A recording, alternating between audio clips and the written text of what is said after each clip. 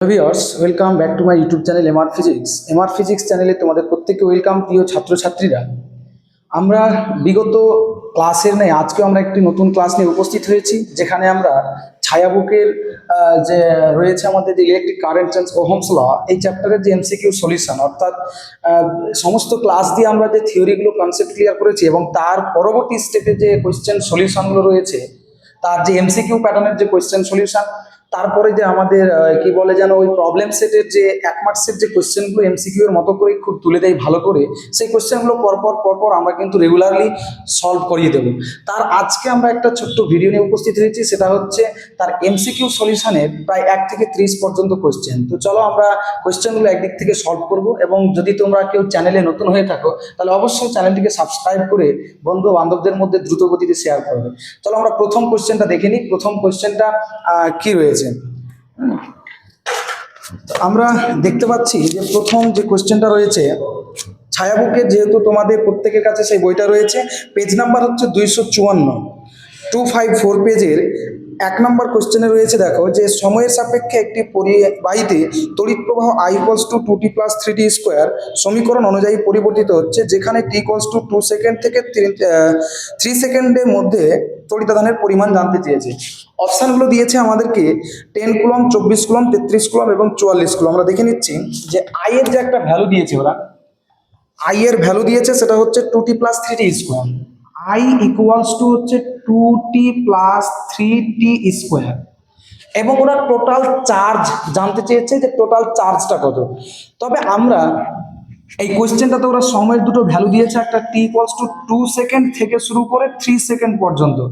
এই সময়ের মধ্যে টোটাল চার্জ কত বের করতে হবে। তো যখনই কোনো সময়ের ভ্যারিয়েশন দিয়ে দেবে এবং একটা প্রস্থচ্ছেদের মধ্য দিয়ে টোটাল চার্জ যদি বের করতে হয়, আমরা একটা ইকুয়েশন জানি যে I ইনস্ট্যান্টেনাস সমান হচ্ছে কত dq dt, এটা আমরা জেনে এসেছি।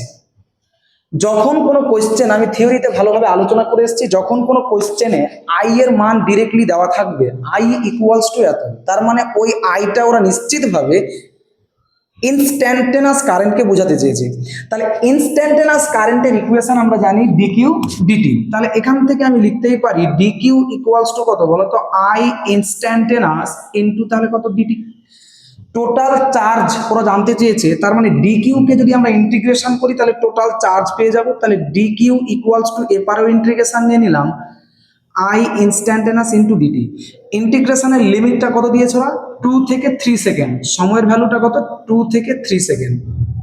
dq এর ইন্টিগ্রেশন করলে আমরা পাবো q মানে টোটাল চার্জ, I ইনস্ট্যান্টেনাসের ভ্যালু কত, 2t + 3t স্কোয়ার ইন্টু তাহলে কত হচ্ছে dt। এটাকে আমরা ইন্টিগ্রেশন করে নেব। তাহলে 2t × dt এর ইন্টিগ্রেশন কত থাকবে, 2 পড়ে থাকবে, আর t × dt একবার করলে ইন্টিগ্রেশনের ভ্যালু পাবো t²/2। তাহলে তার লিমিটটা কত হচ্ছে 2 থেকে 3। একই রকম ভাবে প্লাস 3 বাইরে বেরিয়ে যাবে, t² × dt এর ইন্টিগ্রেশনের ভ্যালু হচ্ছে t³/3। তাহলে এখানে কত হচ্ছে বলতো, 2 থেকে 3। এবার যদি আমরা এখানে 2 থাকলো, আপার লিমিট মাইনাস লোয়ার লিমিট করব, তাহলে t এর জায়গায় একবার 3 বসালে 3 এর স্কোয়ার মানে হচ্ছে 9/2, মাইনাস লোয়ার লিমিট বসালে 2 এর স্কোয়ার 4/2।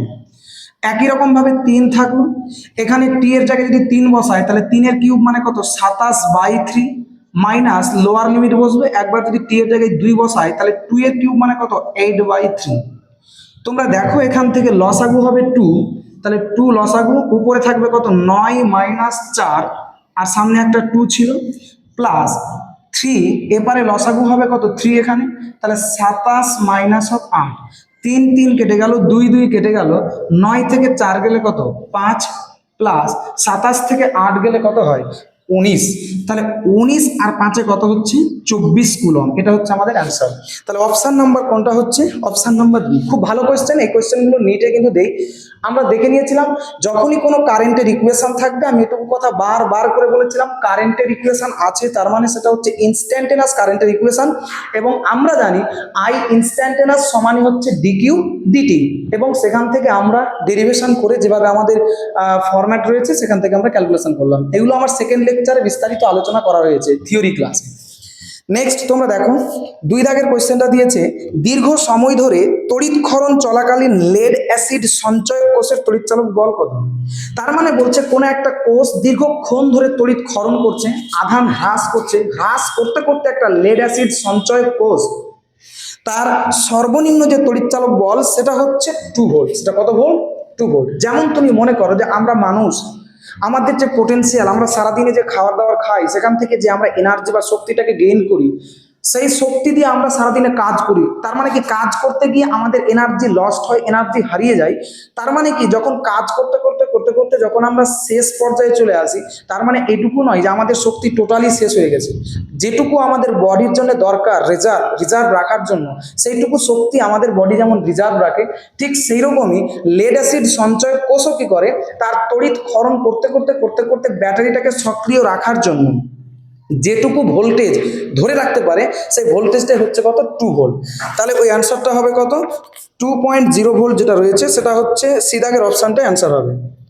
তারপরে 3 দাগের কোশ্চেনটা আমাদের দিয়েছে। 3 দাগের কোশ্চেনে বলছে যে সঞ্চয়ক কোষের আহিতকরণের সময় শক্তির কি ধরনের রূপান্তর সম্ভব হবে। এটা যেহেতু থিওরিটিক্যাল ক্লাস এবং থিওরি থেকেই পড়ে এসছো তোমরা, যে সঞ্চয়ক কোষের আহিতকরণের সময় শক্তির যে কিরূপ রূপান্তর হয়, রাসায়নিক শক্তি তড়িৎ শক্তি, না তড়িৎ শক্তি রাসায়নিক শক্তিতে রূপান্তরিত হবে। তো আমরা দেখতে পাচ্ছি যে কোনো সঞ্চয়ক কোষ আহিতকরণ যখন করলাম, যে কোনো সঞ্চয়ক কোষকে যদি আমরা আহিতকরণ করি, সঞ্চয়ক কোষ হচ্ছে এক ধরনের ব্যাটারি। তাহলে ব্যাটারিগুলোতে কি হয়? ব্যাটারিগুলোতে সাধারণতভাবে আমরা জানি যে তড়িৎ দেওয়া হয়, তড়িৎকে আমরা দিই ব্যাটারিতে, এবং ব্যাটারি সেটা কি করে, সঞ্চিত শক্তি বা রাসায়নিক শক্তি রূপে জমা রাখে এবং পরে সেটা আবার কি করে, যান্ত্রিক শক্তিতে প্রদান করে থাকে। ঠিক একই রকম ভাবে লেড অ্যাসিড সঞ্চয় কোষই হোক, ক্ষারীয় কোষই হোক না কেন, এরা প্রত্যেকেই তড়িৎ শক্তিকে রাসায়নিক শক্তি হিসাবে সঞ্চয় করে, তড়িৎ শক্তিকে রাসায়নিক শক্তি হিসাবে সঞ্চয় করে। Option number A. কারণ আমরা যে কোনো ব্যাটারিকে কি করি, বাহ্যিক যে কোনো উৎস বা বাহ্যিক যে কোনো তড়িৎ উৎসের সাহায্য নিয়ে সেটাকে আমরা কিন্তু চার্জিং করি। তার মানে কি এখানে তড়িৎ শক্তি রূপান্তরিত হচ্ছে রাসায়নিক শক্তিতে। বা এটাও আমরা জানি যে লেড অ্যাসিড সঞ্চয়ক কোষ বা ক্ষারীয় কোষ এরা হচ্ছে এক ধরনের গৌণ কোষ।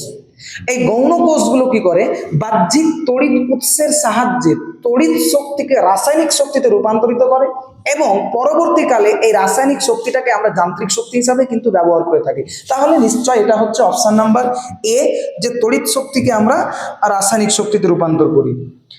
তারপরে দিয়েছে 4 নম্বর কোশ্চেন, যে সঞ্চয়ক কোষের তড়িৎ ক্ষরণের সময়, তাহলে এবার দেখো তড়িৎ যখন ক্ষরণ করবে তখন কি ওর যে চার্জিং সিস্টেমটা সেটা যান্ত্রিক শক্তি দেবে। তার মানে নিশ্চয়ই এখানে রাসায়নিক শক্তি হবে কি, তড়িৎ শক্তিতে রূপান্তর। তাহলে রাসায়নিক শক্তি থেকে আমরা তড়িৎ শক্তি পেলাম। তাহলে সবসময় আমরা জেনে রাখবো সঞ্চয়ক কোষের তড়িৎ যখন ক্ষরণ করবে কোষটা, তখন যান্ত্রিক শক্তি দেবে, এবং যখন সেটা ক্ষরণ করবে না, যখন সেটা আহিতকরণ করবে, তখন সেটা কি করবে, রাসায়নিক শক্তি হিসাবে সঞ্চিত হবে তড়িৎ শক্তিটা। এতটুকুই ছিল। বাকি আমরা যদি দেখতে চাই যে তার পরবর্তী যে 5 দাগের কোশ্চেন, ওহমসের সমতুল্য একক কোনটি হবে। তাহলে ওহমসের সমতুল্য একক যদি আমরা বার করি, তাহলে এখান থেকে আমরা কোন অপশানটা আমরা বার করতে পারি। আচ্ছা, ওহম দেখো কোথা থেকে আসছে। আমরা জানি যে কোশ্চেন নাম্বার হচ্ছে 5 দাগের কোশ্চেন হচ্ছে, আমরা জানি ভি ইকুয়ালস টু কত বলো তো, আই আর। তাহলে আর সমান কত, আর সমান আমরা লিখতে পারি ভি বাই আই, এটা হয়। এখন অপশানগুলো দেখতে হবে, অপশানে কিন্তু সময় ইউজ করা হয়েছে, প্রত্যেকটা অপশানে দেখো সময় ইউজ রয়েছে, সেকেন্ড বা জুল এরকম অপশানগুলো ইউজ রয়েছে। ডিরেক্টলি ভাবে আমরা কিন্তু জানি এই ভি এর একক হলো ভোল্ট, এটা ভোল্ট, আর নিচের আই এর একক হচ্ছে, জেনারেলি যদি আমরা এসআই বা প্রচলিত একক নিয়ে যাই তাহলে হচ্ছে অ্যাম্পিয়ার। তাহলে ভোল্ট পার অ্যাম্পিয়ার, এটা অ্যান্সার হওয়া উচিত ইনভার্স। কিন্তু এই অপশানটা আমাদের নেই, আমাদের অপশান কিন্তু অন্য কিছু দিয়ে রেখেছে, ওরা সময়কে ব্যবহার করেছে, জুল কুলম এই সমস্ত কিছু ব্যবহার করেছে। তার মানে এই অপশানটা আমরা পাচ্ছি না। তাহলে আমরা একটা জিনিস জানি যে কিউ ইকুয়ালস টু, আমরা জানি আইটি, তাহলে আই ইকুয়ালস টু কত জানি, কিউ বাই টি। এই ফ্রেমটাতে ভেঙে দেবো, তাহলে ভি বাই থাকলো, নিচে আই এর জায়গায় আমরা লিখবো কত, কিউ বাই টি। তাহলে উপরে হয়ে গেল কত, V into T divided by Q. তাহলে ভি এর একক হচ্ছে ভোল্ট, ইন্টু টি এর একক হচ্ছে সেকেন্ড, আর একটা হচ্ছে কি কিউ এর একক হচ্ছে কি কুলম, এসআইতে প্রচলিত একক। হ্যাঁ, তাহলে এখন দেখো, তাহলে এটাকে আমরা লিখতে পারি কত, volt second inverse into coulomb inverse. হ্যাঁ, তাহলে এই যে অ্যান্সারটা হচ্ছে আমাদের এটা। দেখো কোন অপশানটা রয়েছে, volt coulomb inverse into second inverse Q equals to Q by T, T second, তাহলে সেকেন্ড, এই যে ডি নাম্বার অপশানটা হচ্ছে আমাদের রাইট। তাহলে volt second coulomb inverse, volt second coulomb inverse, তাহলে এটাই কিন্তু আমাদের ডি নাম্বার অপশানটা রাইট হচ্ছে। নেক্সট আমরা দেখব এর পরবর্তী কোয়েশ্চেনটা, সেটা হচ্ছে 6 দাগের কোয়েশ্চেন।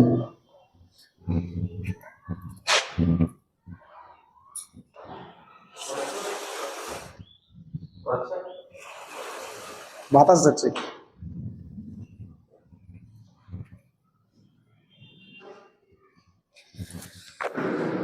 নেক্সট 6 দাগের যে কোয়েশ্চেনটা রয়েছে, 6 দাগের কোয়েশ্চেনে দিয়েছে নিচের লেখচিত্রগুলির মধ্যে কোনটি কোনো ধাতব পরিবাহীর ক্ষেত্রে বিভব পার্থক্য প্রবাহ মাত্রার সম্পর্ককে নির্দেশ করবে।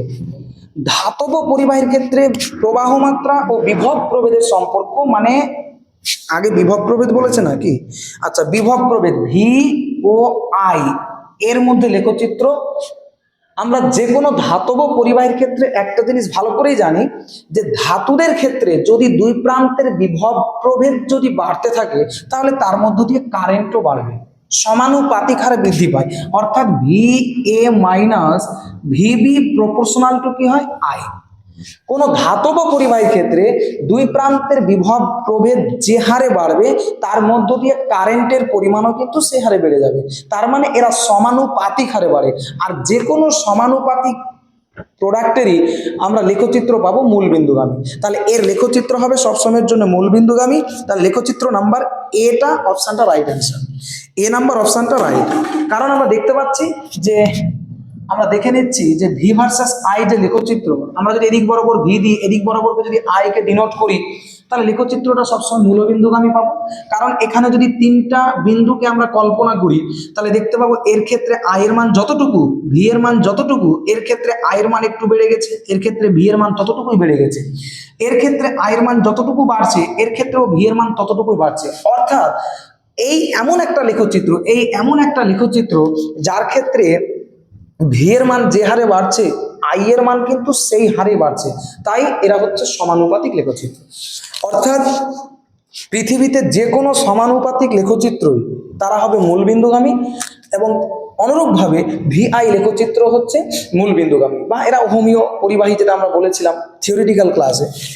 নেক্সট যে তারপরে কোয়েশ্চেনটা রয়েছে, সেটা হচ্ছে 7 নাম্বার, রোধের মাত্রা কত। রোধের মাত্রা কোয়েশ্চেনটা নিটে একবার দিয়ে দিয়েছিল, যে জেনারেলি ভাবে রোধের যে মাত্রা বের করার জন্য, এবং এই কোয়েশ্চেনটা বোর্ডের জন্যও খুব ভালো কোয়েশ্চেন।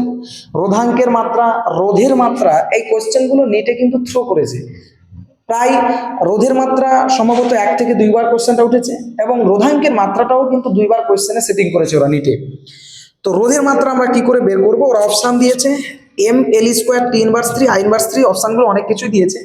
আমরা জানি ওহমের সূত্র ভি ইকুয়ালস টু, বলতো দেখি, আই ইন্টু আর। তাহলে রোধের মাত্রা মানে কি, আর ইকুয়ালস টু, তাহলে আমরা কি লিখতে পারি, ভি বাই আই। তো এখন প্রশ্ন হচ্ছে ভি এর মাত্রা তো আমরা জানি না, তাহলে ভি এর মাত্রা আমরা বের করতে গেলে আমরা ভি সমান জানি ডাব্লিউ বাই কিউ, ভি সমান, কারণ একক ধনাত্মক আধানকে নিম্ন বিভব থেকে উচ্চ বিভবের দিকে আনতে যে পরিমাণ কার্য করতে হয়, সেটাই হচ্ছে বিভব প্রভেদ। তাহলে ভি ইকুয়ালস টু কত, ডাব্লিউ বাই কিউ। তাহলে এখানে ভি এর জায়গায় আমি লিখতেই পারি W by Q divided by, তাহলে কত হচ্ছে আই। তাহলে উপরে থাকলো কত, ডাব্লিউ, নিচে থাকলো কত, কিউ ইন্টু আই, গুণ হয়ে গেল। তাহলে ডাব্লিউর মাত্রা কত, ডাব্লিউ মানে তো কৃতকার্য, তাহলে আমরা জানি M L square T inverse 2 divided by, একই রকম ভাবে এই কিউ এর মাত্রা হচ্ছে কত, আই টি ইন্টু আই এর মাত্রা হচ্ছে আই। ভালো করে দেখো, উপরে এম থাকলো, উপরে এল স্কোয়ার থাকলো, টি ইনভার্স 2, আর নিচে থেকে একটাও উপরে উঠবে, সেটা হচ্ছে টি ইনভার্স 3, আর নিচে একটা আই, এখানে একটা আই, মানে আই এর স্কোয়ার, তাহলে উপরে গেলে কত, আই ইনভার্স 2, তাহলে M L square I inverse 2 T inverse 3, এটা হচ্ছে আমাদের M L square I inverse 2 T inverse 3, option number C is right answer. তাহলে এই অপশনটা কোথায় রয়েছে, এই অপশনটা রয়েছে আমাদের সি। তাহলে সি নাম্বার অপশনটা রাইট। তাহলে আমরা দেখতে পাচ্ছি যে রোধের যে মাত্রা খুবই ইম্পর্টেন্ট মাত্রা, অর্থাৎ রেজিস্ট্যান্সের যে মাত্রা খুবই ইম্পর্টেন্ট। এই মাত্রা থেকে প্রচুর পরিমাণ মাত্রার কোশ্চেনটা আমাদের বললাম আমি বারবার করে যে নিটে এসছে। একই রকমভাবে রেজিস্টিভিটি যে রোধাঙ্কের যে মাত্রা, সেই রোধাঙ্কের মাত্রাটাও কিন্তু আমাদের নিটের পরীক্ষায় কিন্তু দিয়ে দিয়েছে। তাহলে আমরা এই জায়গাগুলোকে একটু করে ক্লিয়ার করে নেব। নেক্সট আমরা দেখো পরবর্তী 8 দাগের একটা কোয়েশ্চেন আছে। এই 8 দাগের কোয়েশ্চেনটা যখন আমরা সলভ করব, এখানে কিন্তু একটা শর্ট ট্রিক্স ইউজ করতে পারি আমরা। এই শর্ট ট্রিক্সের মেথডগুলো আমি আমার থিওরিটিক্যাল ক্লাস ওখানে কিন্তু সুন্দরভাবে দিয়ে এসেছি। ওরা বলেছে একটি তারের রোধ আর, মানে এটা প্রাথমিক রোধ, একে টেনে মূল দৈর্ঘ্যের n গুণ করা হলো। প্রাথমিক দৈর্ঘ্য যা ছিল তার চাইতে n গুণ বাড়ানো হলো। তারটি নতুন রোধ কত হবে? আমরা এটা শিখে এসেছি 8 দাগের কোশ্চেনটা। কি শিখে এসেছি না, তো বলছে যদি কোনো একটা তারের দৈর্ঘ্যকে যদি প্রাথমিক দৈর্ঘ্যের n গুণ বাড়ানো হয়, আমরা জানি রোধ নির্ভর করে প্রপোর্শনাল টু এল এর উপর। এল যদি পরিবর্তন হয় তাহলে রোধ পরিবর্তন হবে। আবার বলছে রোধ ডিপেন্ড করে প্রপোর্শনাল টু 1/a এর উপর। কারণ কোনো জিনিসের দৈর্ঘ্য যদি বেড়ে যায় তাহলে প্রস্থচ্ছেদটা কমে যাবে। তার মানে কি, দৈর্ঘ্য পরিবর্তন হলে তার সাথে সাথে সঙ্গে সঙ্গে পরিবর্তন যেটা হয় সেটা হচ্ছে প্রস্থচ্ছেদ। ওরা বলছে যদি দৈর্ঘ্যকে আমি n গুণ বাড়াই তাহলে দৈর্ঘ্য বাড়বে, রোধ বাড়বে। তাহলে রোধটা কতটুকু বাড়বে না, তো বলছে পরিবর্তিত রোধ বা পরবর্তী রোধ r ড্যাশ সমান হচ্ছে n স্কোয়ার ইন্টু r। এটা হচ্ছে শর্ট ট্রিক্স মেথড, এবং এটাকে আমরা ব্রড করেও করতে পারি। তবে ব্রড করে লেন্দি হবে কোশ্চেনটা। তবে আমরা যদি শর্ট ট্রিক্স ইউজ করি তাহলে r dash equals two n square r, এই ফর্মে বসালে কিন্তু অ্যান্সার ডিরেক্টলি চলে আসবে। n বলতে কি কত গুণ বাড়িয়েছে, ওরা তো কোয়েশ্চেনে ডিরেক্টলি বলেই দিয়েছে যে n গুণ বাড়ানো হলো, তার মানে n এর মানে n। তাহলে r ড্যাশ মানে কি বাড়ানোর ফলে যে নতুন রেজিস্ট্যান্স, সেটা হবে কত, r dash equals two n square r। n স্কোয়ারটা rটা মানে কি কত গুণ বাড়িয়েছে, আর এই rটা হচ্ছে প্রাথমিক রোধ। দেখো অপশন এটাই রয়েছে, সেটা হচ্ছে অপশন নাম্বার বি। তাহলে option number B is correct answer. যদি এখানে কোয়েশ্চেনটা ওরা n গুণ না বলে যদি বলতো যে পরিবাহী তারটিকে 5 গুণ বাড়ানো হলো, তাহলে কত হতো, n এর মান তখন 5 হয়ে যেত। তাহলে 5 এর স্কোয়ার ইন্টু r হতো, তার মানে কি 25 r হতো। যদি এখানে ওরা বলতো যে পরিবাহী তারটিকে আগের তুলনায় 2 গুণ বাড়ানো হলো, তাহলে n এর মান কত হয়ে যেত, তাহলে 2, তার মানে 2 এর স্কোয়ার ইন্টু r সমান হয়ে যেত কত, 4r। এইভাবে কিন্তু আমরা কোশ্চেনগুলো সলভ করতাম। তার মানে কোনো একটা পরিবাহীকে যদি আমরা লম্বাই টেনে বড় করি তাহলে তার রেজিস্ট্যান্সের মান কি হবে, বেড়ে যাবে। রেজিস্ট্যান্সের মান কতটুকু বাড়বে বা নতুন রেজিস্ট্যান্সটা কতটুকু হবে, সেটা হচ্ছে r plus equals to n square r পরিমাণ। তাহলে n এর মান কি, তাহলে n এর মান হচ্ছে কত গুণ আমি বাড়িয়েছি, 1 গুণ, 2 গুণ, 3 গুণ, 4 গুণ, যা বাড়াবো সেটা মান বসবে, ক্যালকুলেশন করে অ্যান্সার পাবো। এটা হচ্ছে শর্ট ট্রিক্স মেথড। যদি এটাতে আমরা বড় করি অনেক বড় হবে, লেন্দি হবে প্রসেসটা, না গিয়ে আমরা অ্যান্সার করা আমাদের দরকার আছে। এবং যদি আমরা দেখতে পাই যখন লেন্থ বেড়ে গেল প্রস্থচ্ছেদ কমে যাবে, তখনও কিন্তু একটা শর্ট ট্রিক্স রয়েছে, সেটা হচ্ছে n two the power 4 into r। এইভাবে আমরা এই রেজিস্ট্যান্সের উপরে অধিকাংশ কোয়েশ্চেনে কিন্তু আমরা ট্রিক্স ইউজ করে করে কিন্তু অ্যান্সারগুলো করতে পারবো। আমরা ধীরে ধীরে এগিয়ে যাচ্ছি এবং পরবর্তী কোয়েশ্চেনগুলো ওই মেথডের উপরই কিন্তু আমরা সলভ করে নেব। নেক্সট দেখো একটা কোয়েশ্চেন দিয়েছে যে তামার রোধাঙ্ক 1.67 ইন্টু 10 টু দি পাওয়ার -6। তামার রোধাঙ্কের মান দিয়ে দিয়েছে ওরা। 9 নাম্বার কোয়েশ্চেন, রোধাঙ্ক মানে রেজিস্টিভিটি, তার মান দিয়েছে কত, 1.76 into 10 to the power -6 ohm semi, এটা দিয়ে দিয়েছে। 1 মিটার বাহু বিশিষ্ট একটি তামার ঘনকের 2 বিপরীত তলে রোধ কত হবে। মানে একটা ওরা ঘনক নিয়েছে, একটা এরকম ঘনক নিয়েছে, এই ঘনকটার 2 বিপরীত তলের যে কোনো, মানে এই যে দেখো এই বাহুর দৈর্ঘ্যগুলো হচ্ছে 1 মিটার, প্রত্যেকটা 1 মিটার। তাহলে বলছে 2 বিপরীত তলের মধ্যবর্তী যদি এটা ঘনক হয় তাহলে এই একটা তল, এই একটা তল, তার মধ্যবর্তী লেন্থটাও তো 1 মিটার। তো বলছে এই ঘনকের যে কোনো 2 বিপরীত তলের মধ্যবর্তী রোধ কত হবে। আমরা থিওরিটিক্যাল ক্লাসে বলে এসেছিলাম যে একক বাহু বিশিষ্ট বা একক ঘনকের যে কোনো 2 বিপরীত তলের রোধটাই হলো তার রোধাঙ্ক। যে কোনো দুই বিপরীত তলের রোধটাই হলো তার রোধাঙ্ক, বা রোধাঙ্কটাই হচ্ছে তার রোধ। তার মানে কি, এই যে ঘনকটা আছে, যদি ঘনকটা একক ঘনক হয় তাহলে একক ঘনক আমরা সেটাকেই বলবো যে এই ঘনকের বাহুর দৈর্ঘ্য 1 হবে, 1 মিটার। তাহলে এটা 1 মিটার করে হচ্ছে, তাহলে যে কোনো দুই বিপরীত তলের মধ্যবর্তী দৈর্ঘ্যটাও 1 মিটার।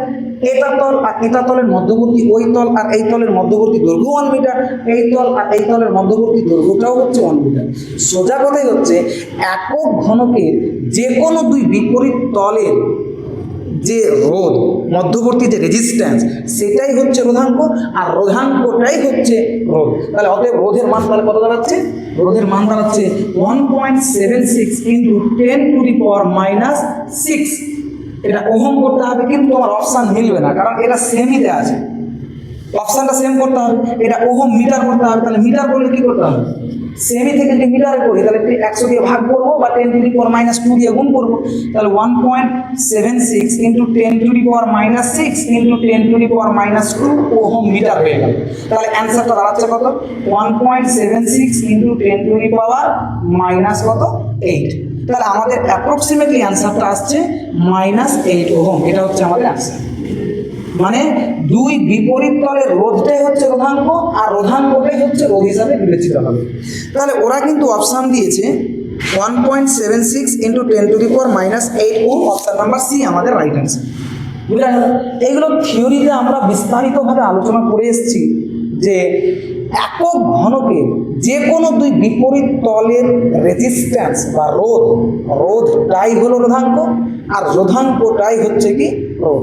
তাহলে রোধাঙ্কটাই হচ্ছে রোধ। শুধুমাত্র আমি চেঞ্জ করেছি কারণ এই রোধাঙ্কের একক ওহম সেমি নয়, ওহম মিটার হবে। কি হবে? ওরা সেমিতে দিয়েছে, তাহলে এই সেমিটাকে মিটার করলাম, 10 টু দি পাওয়ার মাইনাস 2 দিয়ে গুণ করলাম। তাহলে এটা হয়ে গেল রোধাঙ্কের অ্যাপ্রোপ্রিয়েট মান, আর রোধাঙ্কটাই রোধ হিসাবে বা ওহম হিসাবে বিবেচিত হবে একক ঘনকের ক্ষেত্রে। ব্যাস এতটুকু। শুধু ওরা একটু যাঞ্চ করেছে যে কোয়েশ্চেন ধরতে পারছো কিনা। নেক্সটে আমরা দেখবো, নেক্সটের যে কোয়েশ্চেনটা খুব ভালো কোয়েশ্চেন। এই কোয়েশ্চেনগুলো প্রচুর দেয় কম্পিটিটিভ এক্সামের ক্ষেত্রে। ওরা বলছে 4 ওহম রোধের একটি তারকে মধ্যবিন্দুর সাপেক্ষে 180 ডিগ্রি কোণে বাঁকানো হলো। ঠিক আছে, তারটির উভয় অর্ধেক একসাথে মোচড় দিয়ে সেটিকে একটি তারের রূপ দেওয়া হলো। এখন তারটির রোধ কত হয়?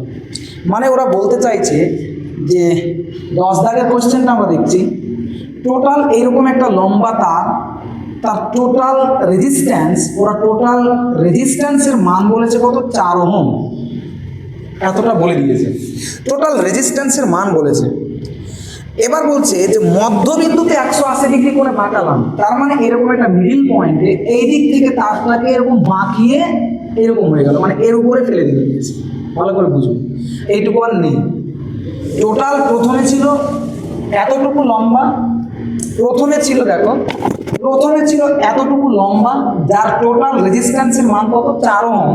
সেটাকে বলছে মিডিল পয়েন্টে, একেবারে মিডিল পয়েন্টে 180 ডিগ্রি কোণে রাউন্ড করছে। তাহলে এখান থেকে নিয়ে এসে এইভাবে এর উপর ফেলে দিল, টোটাল কত ডিগ্রি কোণ হবে? 180 ডিগ্রি। এবার তখন আর এইভাবে নেই তারটা, এবার আছে কি? এইভাবে। এবার বলছে দুই মাথাটাকে জয়েন্ট করে এইভাবে পাক দিয়ে দিল, এইভাবে পাক দিয়ে দিল। পাক দিয়ে দিলে কি হবে? এই তারটার জন্য রোধ হবে 2 ওহম, আর এই তারটার জন্য রোধ হয়ে যাবে কত? 2 ওহম। এবং এই দুটো জায়গায় জয়েন্ট করে যাবে। আমরা জানি যেখানে জাংশন পয়েন্ট পড়ে বা যেখানে জয়েন্ট করে যায়, তা সেখানে কিন্তু একাধিক রাস্তা তৈরি হয় এবং প্রত্যেকটা রাস্তায় কিন্তু সমান্তরাল থাকে। তার মানে এই 2 ওহম আর এই 2 ওহম হচ্ছে প্যারালাল বা সমান্তরাল। তাহলে আমরা দেখতে পাচ্ছি তুল্য রোধটা কত হচ্ছে? তাহলে R ইকুয়ালস টু 2 গুণিত 2 ডিভাইডেড বাই কত হচ্ছে? 2 প্লাস 2। তাহলে 2 গুণিত 2 মানে কত? 4, আর 2 2 কত হচ্ছে? 4। কাটাকাটি করলে কত হবে? 1 হবে। তাহলে দেখো অপশান কোনটা রাইট হচ্ছে। তাহলে আমরা দেখতে পাচ্ছি যে 10 দাগের কোয়েশ্চেনে অপশান যেটা রাইট হচ্ছে সেটা হচ্ছে এ নাম্বার অপশান। খুব ভালো কোয়েশ্চেন।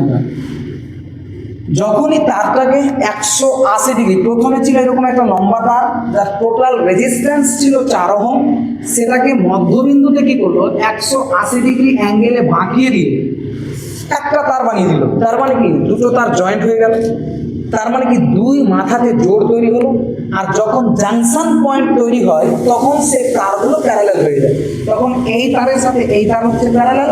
আর প্যারালালের ক্ষেত্রে তুল্য রোধ বের করার সূত্র হচ্ছে R1 into R2 divided by R1 plus R2। মান বের করে আমরা টোটাল দেখতে পেলাম যে 1 ওহম রেজিস্ট্যান্সটা আমাদের দাঁড়াচ্ছে। 10 দাগের কোয়েশ্চেনটা খুব ভালো কোয়েশ্চেন, এটা কিন্তু আমরা মার্ক করে রাখতে পারি যে ভালো কোয়েশ্চেন। এই রিলেটেড কোয়েশ্চেনগুলো কিন্তু আমাদের থ্রো করে দেবে। একই রকমভাবে 11 দাগের কোয়েশ্চেন রয়েছে।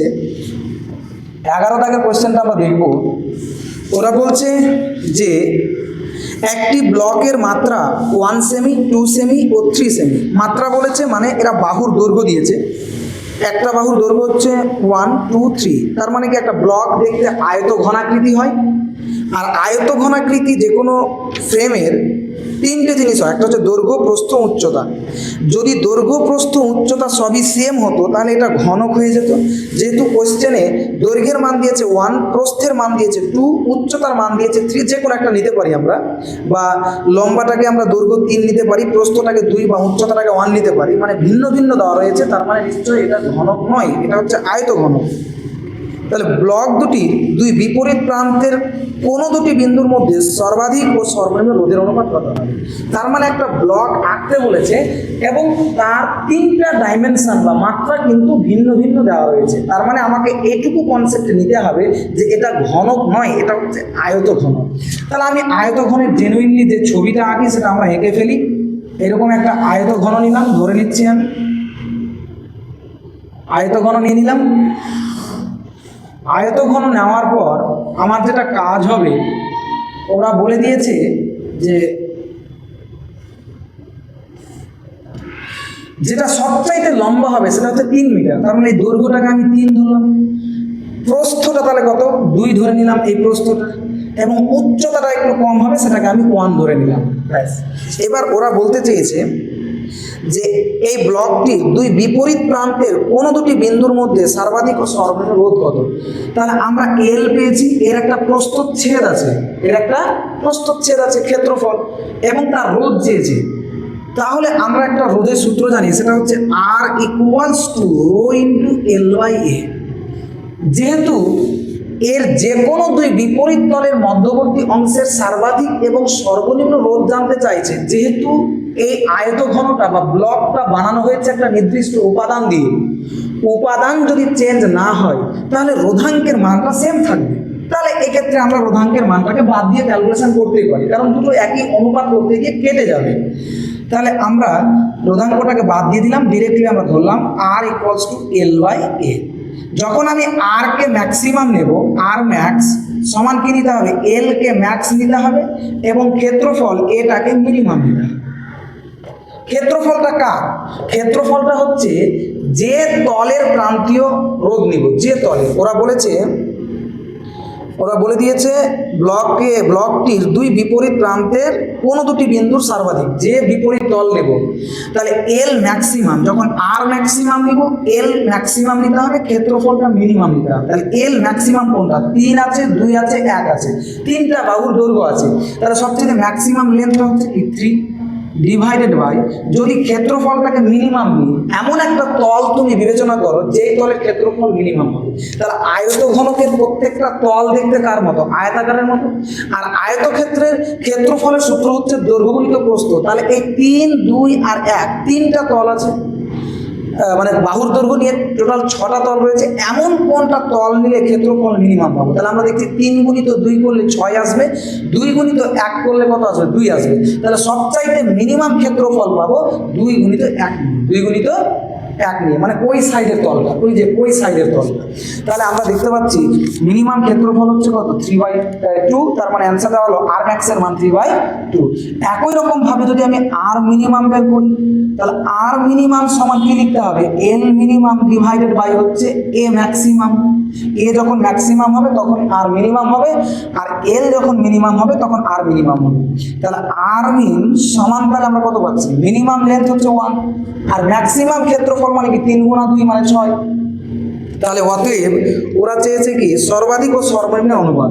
তাহলে আর ম্যাক্স বাই আর মিন সমান তাহলে কত হচ্ছে আর ম্যাক্সের মান 3/2 ডিভাইডেড বাই আর মিনের মান কত 1/6। তাহলে এটাকে যদি ক্যালকুলেশন করি তাহলে কত আসবে 3/2 ইন্টু 6/1 3 6 কত 18/2। তাহলে 18/2 সমান কত হচ্ছে 9:1। এটা হচ্ছে আমাদের অপশান। ভালো কোয়েশ্চেন। তাহলে 9:1 option number C is right answer. তাহলে আমরা দেখতে পাচ্ছি option number C is right answer. তাহলে এইভাবে যে কোয়েশ্চেনগুলো রয়েছে তাহলে আমরা সলভ করতে পারি। নেক্সট আমরা দেখব 12 দাগের যে কোয়েশ্চেনটা রয়েছে। 12 দাগে বলেছে ওরা একটি ধাতুর রোধের উষ্ণতা গুণাঙ্ক মানে আলফার মান 0.004 ডিগ্রি সেলসিয়াস ইনভার্স। এই ধাতুর একটি তারের রোধ 0 ডিগ্রি সেলসিয়াসে 1 ওহম হলে 100 ডিগ্রি সেলসিয়াসে কত হবে?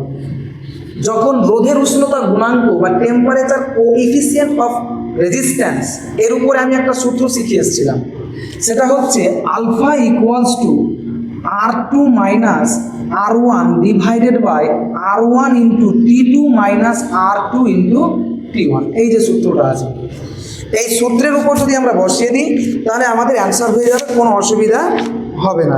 যে রোধের যে উষ্ণতা গুণাঙ্কের যে ইকুয়েশন, এই রোধের উষ্ণতা গুণাঙ্কের ইকুয়েশনে আমরা বসালে পুরো অ্যান্সারটা আমরা করতে পারবো। তাহলে আমরা এখানে দেখে নেব যে রোধের যে উষ্ণতা গুণাঙ্ক, তার মানে কি প্রাথমিক রোধটা হচ্ছে R1 এর মান, অন্তিম রোধটা হচ্ছে R2 এর মান, আলফাটা হচ্ছে উষ্ণতা গুণাঙ্কের মান। তোমাকে দিয়ে দিয়েছে ওরা কোয়েশ্চেনে, ওরা দিয়ে দিয়েছে যে আলফার মান কত 0.004 ডিগ্রি। তাহলে আলফার মান হচ্ছে 0.004, তাহলে 004 ডিগ্রি সেলসিয়াস ইনভার্স, এটা দিয়ে দিয়েছে। ওরা কোয়েশ্চেনে আরও কিছু দিয়েছে, এই ধাতুর একটি তারের রোধ 0 ডিগ্রি সেলসিয়াসে 1 ওহম, তার মানে কি T1 সমান হচ্ছে 0 ডিগ্রি সেলসিয়াস আর R1 সমান হচ্ছে কত 1 ওহম। আরও ওরা কোয়েশ্চেনে দিয়েছে যে যখন 100 ডিগ্রি সেলসিয়াস উষ্ণতা তখন রোধ কত, তার মানে T2 ইকুয়ালস টু যখন 100 ডিগ্রি সেলসিয়াস তখন R2 ইকুয়ালস টু 0 আছে। তাহলে তোমরা যখন কোনো কোয়েশ্চেন পড়তে পড়তে টেম্পারেচার কোএফিসিয়েন্ট অফ রেজিস্ট্যান্স বা আলফার মান দেওয়া থাকবে, দুটো রোধ দেওয়া থাকবে, একটা উষ্ণতা দেওয়া থাকবে, অপর একটা উষ্ণতা জানতে চাইবে, তুমি চট করে এই সূত্রে বসিয়ে দিলে অ্যান্সার পেয়ে যাবে। তাহলে এখানে বসালে আমরা অ্যান্সারটা পেয়ে যাব। যেটা আমাদের অ্যান্সার আসবে সেটা হচ্ছে 1.4 ওহম। এই সূত্রে বসিয়ে আমরা R2 যেটা কালেক্ট করবো সেটা 1.4 ওহম চলে আসবে। তাহলে কিছুই করতে হবে না, জাস্ট সূত্রে বসালেই কিন্তু অ্যান্সারটা চলে আসবে। 13 দাগের কোয়েশ্চেনটা যেই মেন্স 2016 সালে দিয়েছিল, কোয়েশ্চেনটা যেমনই দিক না কেন আমাদের কনসেপ্টে হচ্ছে সবচেয়ে বড় জায়গা। ওরা বলছে 300 কেলভিন থেকে 400 কেলভিনের মধ্যে উষ্ণতা বৃদ্ধির সঙ্গে সঙ্গে কপার ও বিশুদ্ধ সিলিকন এর রোধাঙ্কের পরিবর্তনের সবচেয়ে ভালো বর্ণনা কী হয়? আচ্ছা তুমি দেখো যে রোধাঙ্কের পরিবর্তন সবচেয়ে ভালো বর্ণনা কোনটা হবে? কপার এবং বিশুদ্ধ সিলিকনের মধ্যে। ওরা যখন উষ্ণতাকে 300 কেলভিন থেকে 400 কেলভিন করছে, তো দেখবো আমরা ভালো করে যে উষ্ণতা যখন 300 কেলভিন থেকে 400 কেলভিন চলে গেল, তার মানে কি উষ্ণতা বৃদ্ধি হয়েছে না হ্রাস হয়েছে? উষ্ণতা বৃদ্ধি হয়েছে। উষ্ণতা বৃদ্ধি হলে রোধাঙ্কের পরিবর্তনটা কিভাবে হবে? তাহলে রোধাঙ্কের পরিবর্তনটা আমরা জানবো।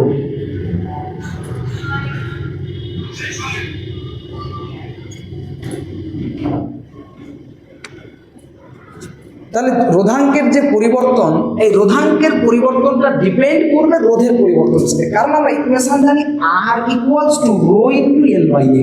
রোধের যেমন পরিবর্তন ঘটবে রোধাঙ্কের তেমনই পরিবর্তন ঘটবে। তাহলে রোধটা কাদের ক্ষেত্রে বাড়ে বা কমে? আমরা দেখেছি যে উষ্ণতা বৃদ্ধির সাথে সাথে যে কোনো ধাতুর রোধ বৃদ্ধি পায়, কারণ উষ্ণতা বাড়ার সাথে সাথে ধাতুর দৈর্ঘ্য বেড়ে যায়, আর দৈর্ঘ্য বেড়ে গেলে কি হবে? রোধ বেড়ে যাবে। তাহলে রোধ বেড়ে গেলে রোধাঙ্ক কি হবে? বেড়ে যাবে। একই রকমভাবে যারা অর্ধপরিবাহী সিলিকন, জার্মেনিয়াম, তাদের ক্ষেত্রে রোধটা কি হয়? হ্রাস পেয়ে যায়। যেমন রোধাঙ্কের মানও কী হবে? উল্লেখযোগ্য হারে হ্রাস পেয়ে যাবে।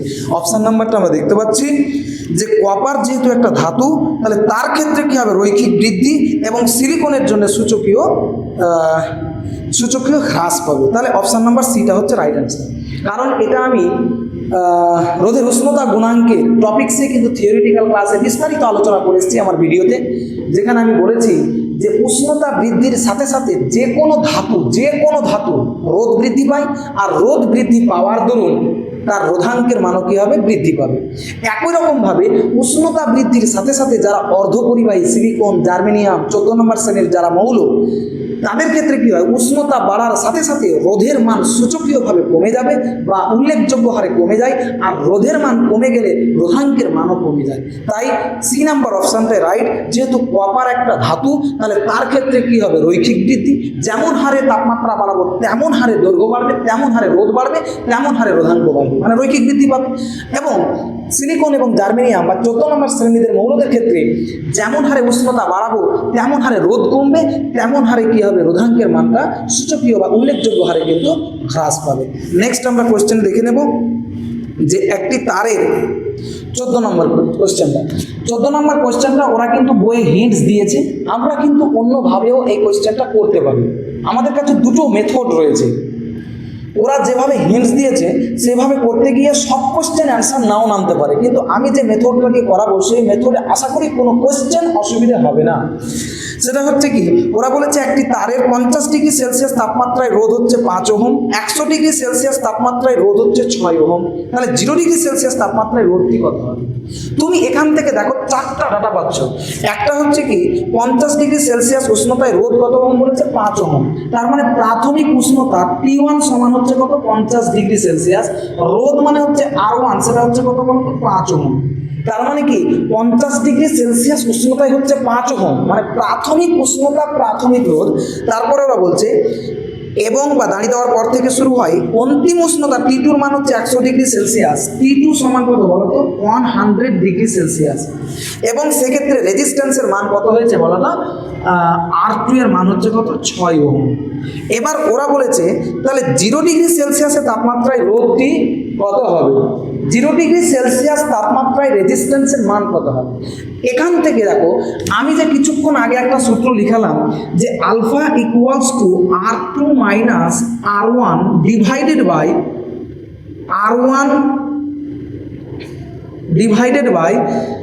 R1 into T2 minus R2 into T1।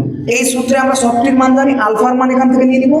আর এই সূত্রটা প্রতিষ্ঠিত হয়েছিল দুটো সূত্র থেকে। একটা হচ্ছে কি বলো তো, যে R1 সমান R0 1 plus alpha into T বলতে অ্যাকচুয়ালি T2 মাইনাস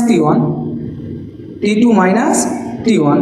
আর একটা হচ্ছে কি R2 equals to R0 1 plus alpha into T2 minus T1 এখান থেকে। বা তুমি যদি মনে করো যে আলফাটি এই সূত্রে বসিয়ে করতে পারো, তাহলে তুমি এখান থেকে আলফার মান বের করে যে কোনো একটা সূত্রে বসিয়ে দিলে তুমি R1 এর মান জানো, এটার মান জানো, এটা এখান থেকে আসেনি, R1 ইন্টু আলফা T1 থেকে এসেছে। সূত্রটা এসেছিল R1 1 plus alpha into T1, আর একটা হচ্ছে 1 প্লাস আলফা ইন্টু T2। তার মানে তোমরা দেখো তুমি এই সূত্রে বসিয়ে এখান থেকে আলফার মানটাকে কালেকশন করবে, কালেকশন করার পর তুমি যদি এই সূত্রে বসাও তাহলে তুমি R1 এর মান জানো, R0 এর মান তোমাকে চেয়েছে, মানে ওরা বলে দিয়েছে কোশ্চেনে 0 ডিগ্রি সেলসিয়াস তাপমাত্রায় রোধ মানে R0, 0 ডিগ্রি সেলসিয়াস তাপমাত্রায় রোধ মানে R0 এর মান জানতে চেয়েছে। 1 তো সূত্রের, আলফার মান তো তুমি এখান থেকে বের করবে। যদি তুমি এই সূত্রে বসাও তাহলে T1 এর মানটা বসাতে হবে, যদি তুমি এই সূত্রে বসাও তাহলে R2 এর মান কিন্তু এটা বসাতে হবে, এবং R0 মান তুমি বের করবে, আলফার মান তো এখানে কমন, এবং T2 মান তোমাকে কিন্তু এটা বসাতে হবে। তার মানে এই যে সূত্রটা, এই দুটো প্রচলিত সূত্রকে ব্যবহার করে এই সূত্রটা প্রতিষ্ঠিত হয়েছিল। তার জন্য তুমি যদি এই সূত্রে বসিয়ে R0 মান চাও তাহলে তোমাকে R1 এর মান দিতে হবে, T1 এর মান দিতে হবে। এই সূত্রে বসালে R2 এর মান বসাতে হবে, T2 এর মান বসাতে হবে, আলফার মানটা উভয় ক্ষেত্রে সেম। তাহলে এই প্রসেসের ক্ষেত্রে কারো কোনোদিন ভুল হয় না। ওরা অধিকাংশ ক্ষেত্রে যেটা করে সেটা হলো কি, যে দুটো উষ্ণতা দিয়ে দিল, একটা রেজিস্ট্যান্স দিল, একটা রেজিস্ট্যান্সের মান বের করতে বলবে, আলফার মান দিয়ে দিল, তখন এই সূত্রে বসাবে। এই সূত্রটা অধিকাংশ ক্ষেত্রে ব্যবহার হয় এবং নিটে 2018 সাল থেকে 25 সাল পর্যন্ত প্রতিবার কোয়েশ্চেন দিয়েছে এই টপিক্স থেকে। শুধুমাত্র alpha equals to R2 minus R1 by R1 into T2 minus R2 into T1 কে কাজে লাগিয়ে আমরা অ্যান্সার করতে পারবো। এখান থেকে বের করার পর ওরা 0°C উষ্ণতায় রেজিস্ট্যান্স কখনো চেয়ে ফেলে, তার মানে কি R0 মান চাইছে। তাহলে এই সূত্রটা এটা আর এটার কম্বাইন্ডে প্রতিষ্ঠিত হয়েছে, তার জন্য এখান থেকে আলফা কালেকশন করে তুমি যে কোনো একটা সূত্রতে বসিয়ে R0 মান পেতে পারো। তুমি যখন এখান থেকে বসিয়ে R0 মান নেবে তখন তুমি R1 এর মানও জানো 5 ওহম, তুমি R0 মান তো বের করছো, আলফার মান তুমি এখান থেকে পেয়ে গেছো এবং T1 এর মান তোমার কাছে 50°C। তুমি যদি এখান থেকে বসিয়ে চাও সেম টু সেম ভাবে বসিয়ে নিয়ে নেবে, তাহলে কোনো অসুবিধা নেই। কোয়েশ্চেনগুলো আশা করি প্রত্যেকটা কোয়েশ্চেন তোমরা D2 ভাবে কিন্তু অ্যান্সার করতে পারবে, কোনো জায়গায় সমস্যা হবে না। নেক্সট আমরা দেখব, সেটা হচ্ছে 15 দাগের কোয়েশ্চেন। 15 দাগে দেখো কি হয়েছে। 15 দাগটা তোমাদের করে দিয়েছে কোয়েশ্চেন, যেহেতু করে দেওয়া কোয়েশ্চেন এগুলো, তারপরে আমি একটু দেখিয়ে দিচ্ছি। দুটি তারের রোধ যথাক্রমে R1 ও R2 এবং তাদের রোধের তাপীয় গুণাঙ্কের মান α1 এবং α2 তাদের শ্রেণীতে লাগানো হলো, কার্যকরী রোধের তাপীয় গুণাঙ্কের মান কত হবে? তাহলে আমরা জানি, দেখো 15 দাগের কোশ্চেন, 15 দাগের কোশ্চেন আমরা জানি একটা জায়গা, সেটা হচ্ছে RT equals to R0 1 plus alpha T, এই একটা ইকুয়েশন জানি আমরা। এখন তুমি দেখো ওরা বলেছে যখন R1 তখন α1, তখন RTটা চেঞ্জ হয়ে যাবে, সেটাকে আমরা করলাম কি R ড্যাশ মনে করলাম। তাহলে R ড্যাশ ইকুয়ালস টু, তাহলে এখান থেকে আমরা যেটা করতে পারি বা R1 ড্যাশ করে দিচ্ছি, তুমি যেটা করতে পারো, তখন এই মানটা হচ্ছে কত R1 1 প্লাস আলফার জায়গায় হবে α1 ইন্টু টি। একই রকমভাবে যখন এটা চেঞ্জ হয়ে R2 হলো তখন R2 ড্যাশ সমান তাহলে কত বলতে পারি R2 1 প্লাস α2 ইন্টু টি। এর আগে সিরিজে লাগালে ইকুইভ্যালেন্ট কত হবে? তার R ইকুইভ্যালেন্ট সমান হচ্ছে R1 dash plus R2 dash, series মানে যোগফল। তাহলে এখান থেকে কি আছে, ভিতরে গুণ করে দাও। তাহলে R1 একবার লিখে দিই 1 plus α1 into T plus R2 1 plus α2 into T. তাহলে দাঁড়াচ্ছে কত? R1 এককে R1 plus R1 α1 into T plus R2 এককে R2 plus R2 α2 into T. দেখো R1 প্লাস R2 লিখলাম প্লাস এই দুটো থেকে কমন পার্ট কি আসছে? কমন পার্টটা আসছে সেটা হচ্ছে টি। তাহলে পড়ে থাকলো কি R1 α1 প্লাস R2 α2, ব্র্যাকেটের মধ্যে টি পড়ে থাকলো। আমি উভয় পক্ষ থেকে R1 প্লাস R2 কমন নিলাম, তাহলে R1 প্লাস R2 কমন নিলে ভিতরে পড়ে থাকলো 1 প্লাস, এখানে যেটা নেই সেটা ভাগ হয়ে যাবে। তাহলে কত হচ্ছে বলো তো? R1 α1 plus R2 α2 divided by R1 plus of R2 into, তাহলে কত হচ্ছে বলো তো? টি। এই যে পুরো মান, এই পুরো মানটা হচ্ছে আলফা হিসাবে বিবেচিত হবে। কেন বিবেচিত হচ্ছে দেখো, একটা জিনিস খুব ভালো করে বুঝবে, সেটা হচ্ছে আমরা যদি দেখতে চাই যে আলফার মানটা এখানে কেন বিবেচিত হচ্ছে বা বিবেচিত হওয়ার কারণটাই কি, আমরা যদি মূল কারণটা দেখতে চাই যে আলফার মানটা অ্যাকচুয়ালি সেটাই কিনা, এই যে ইকুয়েশনটা দেখো RT ইকুয়ালস টু R0 এর পরিবর্তে কি আছে? সিরিজে যোগ করেছি মানে R1 প্লাস R2 হবে, একই রকম হবে। এবার এখানে দেখো সূত্রে 1 আছে, 1 এর পরে কি আছে? প্লাস আছে, এখানেও প্লাস আছে। প্লাসের পরের জিনিসটাই হচ্ছে আলফা, তাহলে সেই জিনিসটাই হচ্ছে আলফা। তাহলে অতএব রোধের উষ্ণতা গুণাঙ্কের মান হচ্ছে R1 α1 plus R2 α2 divided by R1 plus R2, অর্থাৎ টি এর আগের টার্মটাই হচ্ছে আলফা, টি এর আগের টার্মটাই হচ্ছে আলফা। তাহলে আমরা এখানে অপশন নাম্বার দেখতে পাচ্ছি কোনটা? C number option is right answer. তাহলে সি নাম্বার অপশানে আমাদের অ্যান্সার সবচাইতে রাইট ভ্যালু দিচ্ছে। নেক্সট আমরা দেখে নেব যে 16 দাগের কোশ্চেন। 16 দাগের কোশ্চেন নিচে দিয়েছিল, 16 দাগের কোশ্চেনটা সেম কোশ্চেন একেবারে। একটি কার্বন রোধকের রোধ হচ্ছে 10⁶ ওহম, তৃতীয় বলয়ের বর্ণ কী হবে? কার্বন রোধকের রোধটা ওরা বলে দিয়েছে, 16 দাগের কোশ্চেন, কার্বন রোধকের রোধ R ইকুয়ালস টু 10⁶ ওহম।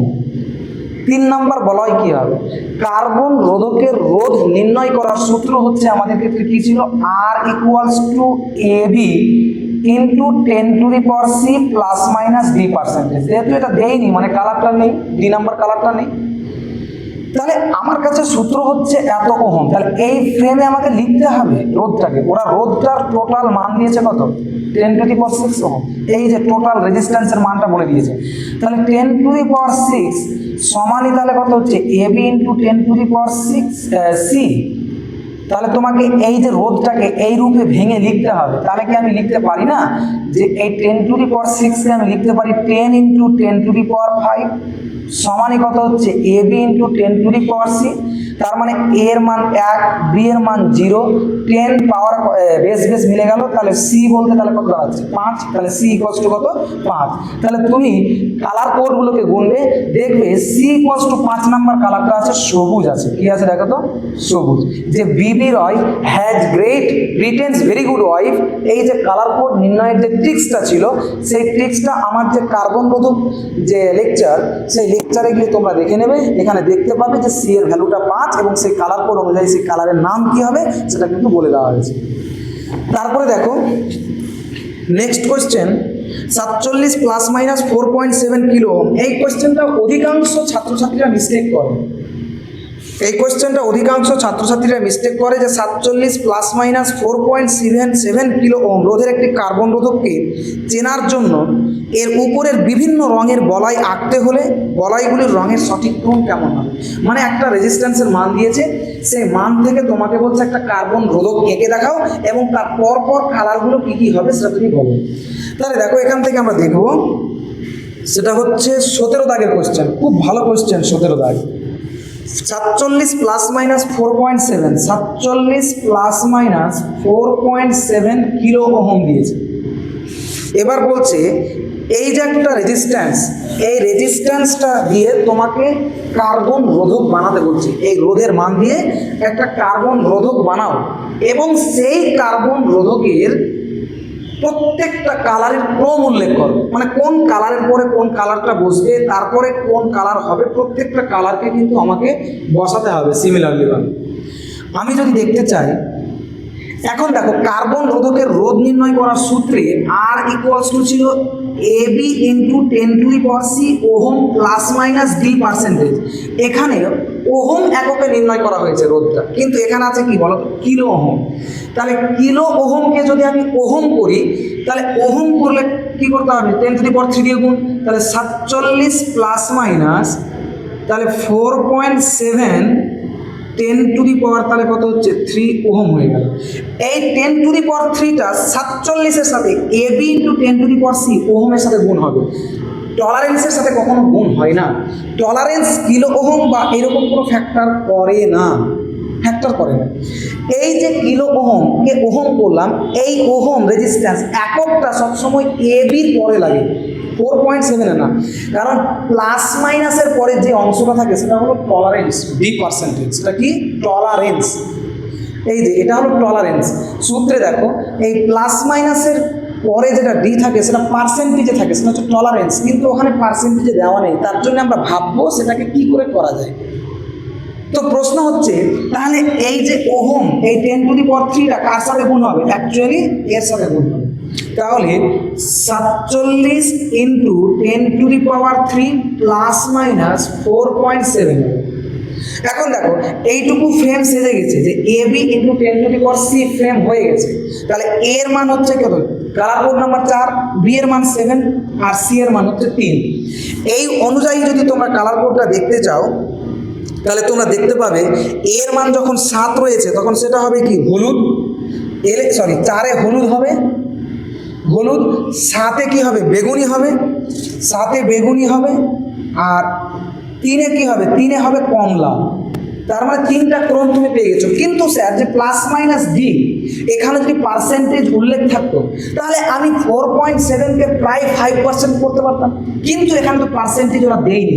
তাহলে এটার পার্সেন্টেজ কী করে বার করে, এটা কি প্লাস মাইনাসের পরের অংশটাকে বলা হয় টলারেন্স। তাহলে টলারেন্সের পার্সেন্টেজ কী করে বার করবো আমরা দেখে নেব। তাহলে percentage of tolerance,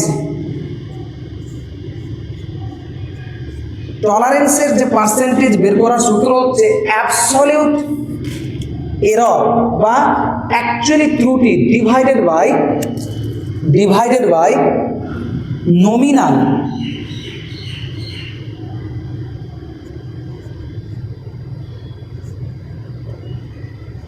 error by absolute error by nominal into 100%। তার মানে দেখো অ্যাবসলিউট এররটা কত 4.7 ডিভাইডেড বাই নমিনাল বলতে তোমরা এই জায়গাটা বুঝতে পারছো না, এখন লিখিত মান বা প্রকৃত মান।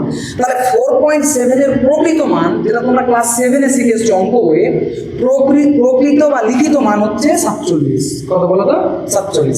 তার মানে এইরকম টাইপের যদি তোমরা কোথাও কোশ্চেন পাও যে মানে টলারেন্সের পার্সেন্টেজ দেওয়া নেই, তাহলে টলারেন্সের পার্সেন্টেজ বের করার সূত্র হচ্ছে অ্যাবসলিউট এরর, মানে কতটুকু এরর দিয়েছে, মানে ত্রুটি, এটা হয় কম বা বেশি এটা বোঝায়, ডিভাইডেড বাই নমিনাল মানে হচ্ছে লিখিত মান বা প্রকৃত মান।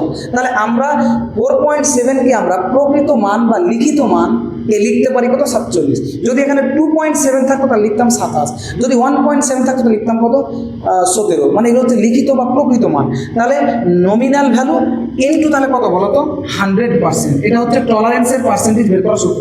তাহলে উপর থেকে দশমিক তুলে নিচে কত হবে 10, 47 কেটে গেল 10 এত, তার মানে কত হচ্ছে 10%। তার মানে এটা কি হবে রূপলি, তার মানে কি হবে হলুদ, বেগুনি, কমলা, রূপলি। যে তুমি কালার ব্যান্ডটা আঁকবে সেখানে এই কালারগুলোকে আমরা দিয়ে দেবো। বোঝা গেছে আশা করি? তার মানে ব্যাপারটা হচ্ছে যখনই কোনো কালার কোড বা যখনই কোনো কার্বন রেজিস্টারের যদি টলারেন্সের পার্সেন্টেজ দেওয়া না থাকে, পার্সেন্টেজ বের করার সূত্র হচ্ছে অ্যাবসলিউট মানে কি কতটুকু কম বা কতটুকু বেশি, ডিভাইডেড বাই প্রকৃত বা নমিনাল ভ্যালুটা বা লিখিত মানটা। 4.7 এর লিখিত ভ্যালু হচ্ছে 47, যেটা থাকবে দশমিক তুলে দিয়ে সেটা হচ্ছে লিখিত ভ্যালু ইনটু 100, সূত্রে বসাবে টলারেন্স পেয়ে যাবে। তাহলে কত হচ্ছে আমরা পেয়ে গেলাম যে কালারের যে ক্রম সেটা হচ্ছে হলুদ, বেগুনি, কমলা, রূপলি। তাহলে এর যে অপশান সেটা হচ্ছে বি নাম্বার অপশানটা রাইট অ্যান্সার। এবং এই কোয়েশ্চেনটা নিট 2018 সালে দিয়েছিল, খুব ভালো কোয়েশ্চেন কিন্তু। তাহলে আমরা শুধু ভয় পাচ্ছি এটুকুই, আর কিছু না। 2 ভোল্ট তড়িৎচালক বলের একটি ব্যাটারির সঙ্গে এত ওহম রোধের একটি সমান্তরাল সমবায়কে যুক্ত করা হয়েছে। তার মানে কি একটা কোষ আঁকতে বলেছে আমাকে, এখানে একটা কোষ আঁকবো যার ভোল্ট হচ্ছে কত 2 ভোল্ট, এবং তার সাথে সমান্তরালে দুটো রেজিস্ট্যান্স দিয়েছে, এই দুটো রেজিস্ট্যান্স সমান্তরাল। তার মধ্যে একটা রেজিস্ট্যান্স হচ্ছে কত 6 ওহম আর একটা হচ্ছে কত 3 ওহম, দুটো রকম দিয়ে দিয়েছে। ওরা বলছে 6 ওহম রোধটির মধ্য দিয়ে প্রবাহ কত। তাহলে এর মধ্য দিয়ে কারেন্টটাকে মনে করলাম I1 আর এর মধ্য দিয়ে কারেন্টটাকে মনে করলাম I2। মূল প্রবাহটা হচ্ছে I। আমি এইরকম কোশ্চেন বের করতে শিখে এসেছিলাম যে 6 ওহম রোধের মধ্যে আমার I1 এর মান কত। তাহলে I1 ইকুয়ালস টু আমার রোধের যে সিরিজ এবং প্যারালাল কম্বিনেশনে লেকচার দেওয়া রয়েছে, যে কোনো লাইনের কারেন্ট ইকুয়ালস টু মূল প্রবাহ ইনটু অপোজিট লাইনের রোধ। এটা একটা লাইন, তার অপোজিট লাইন হচ্ছে এটা, তাহলে অপোজিট লাইনের রোধ ডিভাইডেড বাই দুটি লাইনের রোধের সমষ্টি। তাহলে 6 + 3 বুঝা গেল। এখন মূল প্রবাহ কি করে বের করবো? তাহলে মূল প্রবাহ ইকুয়ালস টু হচ্ছে V/R বা E/R।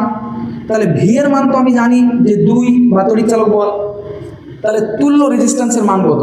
তুল্য রেজিস্ট্যান্সের মান হচ্ছে 6 আর 3 কিসে আছে প্যারালালে। তাহলে প্যারালালে রোধ তুল্য রোধ বের করার সূত্র হচ্ছে রোধ দুটির গুণফল 6 × 3 ডিভাইডেড বাই রোধ দুটির যোগফল, মানে কত হচ্ছে 9। তাহলে 3 × 6 18/9 সমান কত হচ্ছে 2। তাহলে আর এর মান 2, তাহলে আই এর মান কত পেলাম 1।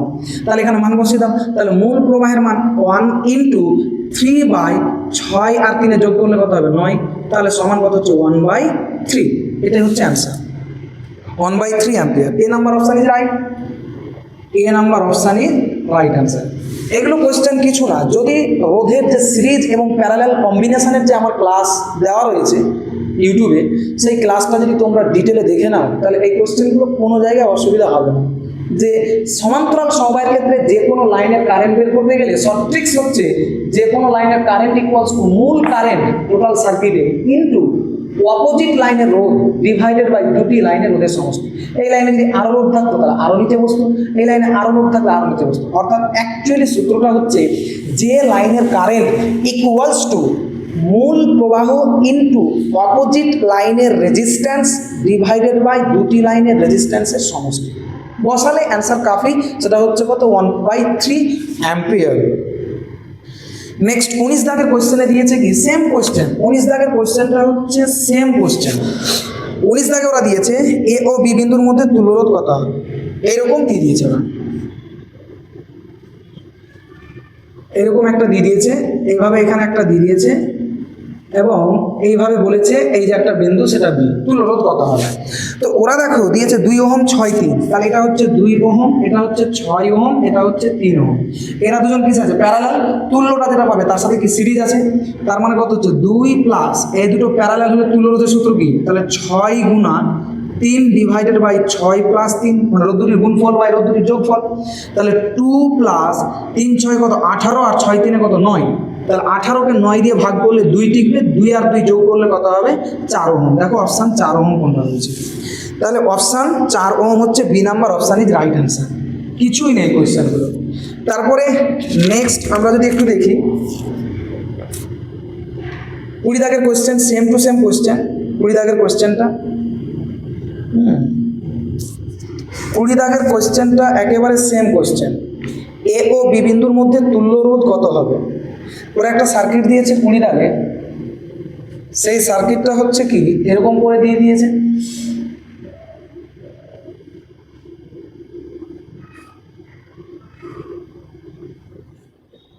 দিয়ে দেখো নিচে হচ্ছে 2 ওহম, উপরে কত আছে 4 আর 4, 4 ওহম আর 4 ওহম। এবার বলছে এ ও বি বিন্দুর মধ্যে তুল্যরোধ কত, তাহলে এই দুটো হচ্ছে সিরিজ, কারণ এখানে মূল কারেন্ট এসে এই লাইনে একটা কারেন্ট যাবে, এই লাইনে একটা কারেন্ট যাবে, তার মানে এই পুরো লাইনের সাথে এই পুরো লাইনটা হচ্ছে প্যারালাল। আর এই লাইনের মধ্যে দিয়ে যেহেতু কোথাও জাংশন পয়েন্ট নেই, তার মানে এরা দুজন হচ্ছে সিরিজে, তাহলে 4 আর 4 যোগ করলে কত হবে 8, আর 8 এর সাথে 2 কিসে আছে প্যারালাল, তাহলে 8 গুণিত 2 ডিভাইডেড বাই 8 প্লাস 2 সমান কত হচ্ছে 8 দুগুণে 16 ডিভাইডেড বাই 10, কাটাকাটি করলে কত হবে 2 দিয়ে কাটলে হবে 8 আর 2 দিয়ে কাটলে হবে 5, তাহলে 8/5, সেটা হচ্ছে option number D is right answer. তাহলে ডি নাম্বার অপশন রাইট, কিছু নেই কোশ্চেন।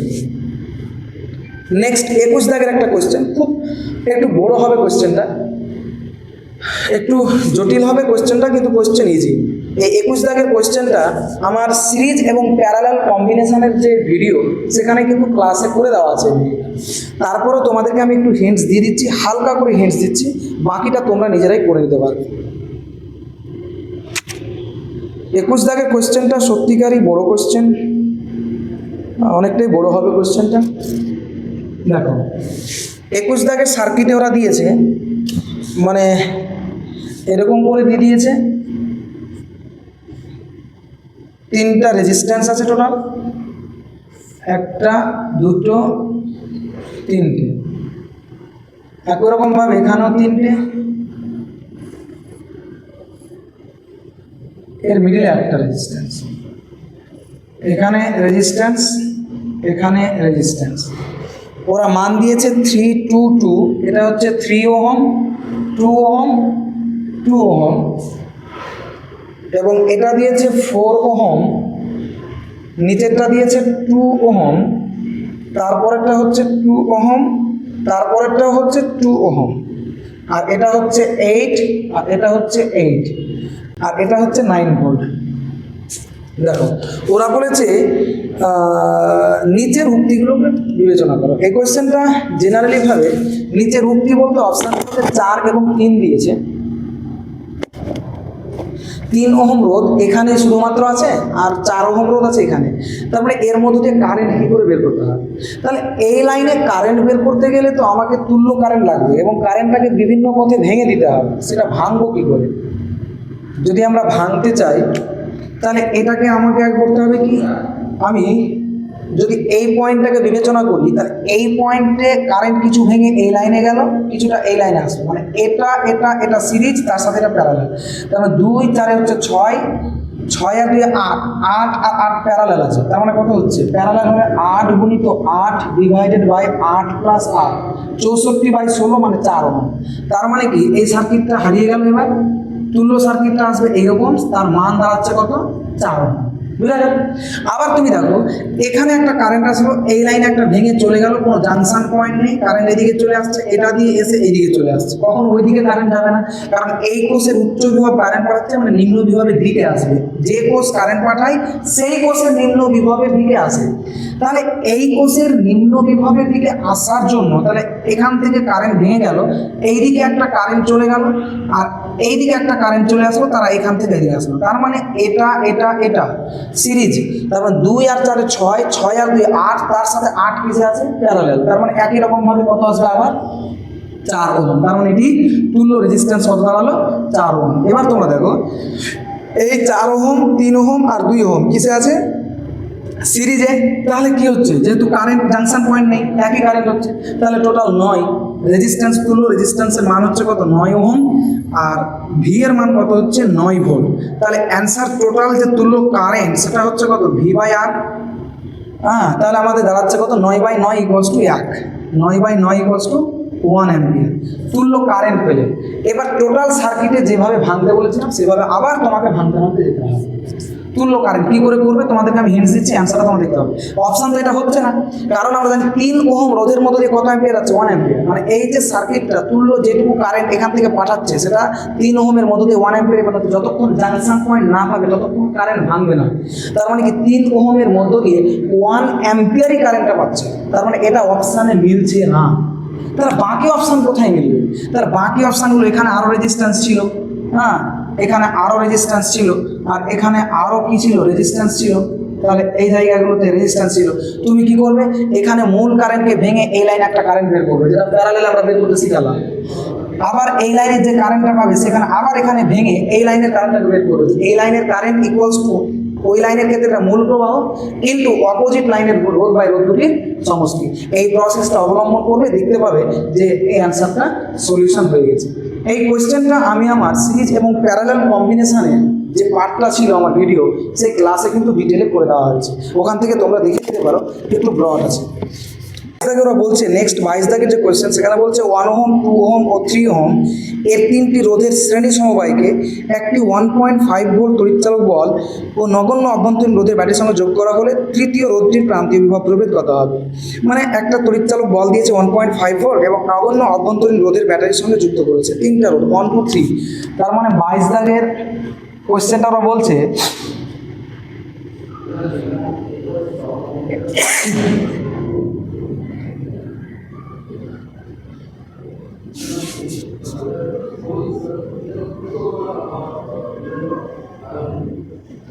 দেখো নেক্সট, তাহলে আমরা 22 দাগের যে কোয়েশ্চেনটা সেখানে ওরা যেটা দিচ্ছে সেটা হচ্ছে 22 দাগের কোয়েশ্চেনে ওরা বলে দিয়েছে যে 1 2 3, তার মানে এটা 1 ওহম 2 ওহম আর একটা হচ্ছে 3 ওহম, এই 3টা রেজিস্ট্যান্স, এই 3টা রেজিস্ট্যান্সকে ওরা কিন্তু লাগিয়েছে এবং 3টা রেজিস্ট্যান্স 1.5 ভোল্টের সাথে।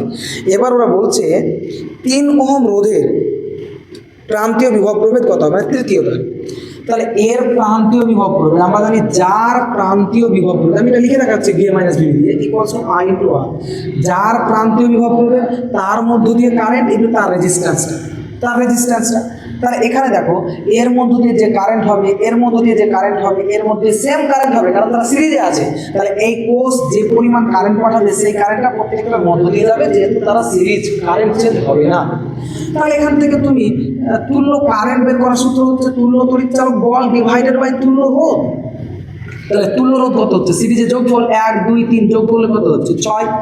তাহলে ভি এর মান কত 1.5 ডিভাইডেড বাই 6, তাহলে কত হচ্ছে 15/6 ইন্টু তাহলে কত হচ্ছে 10।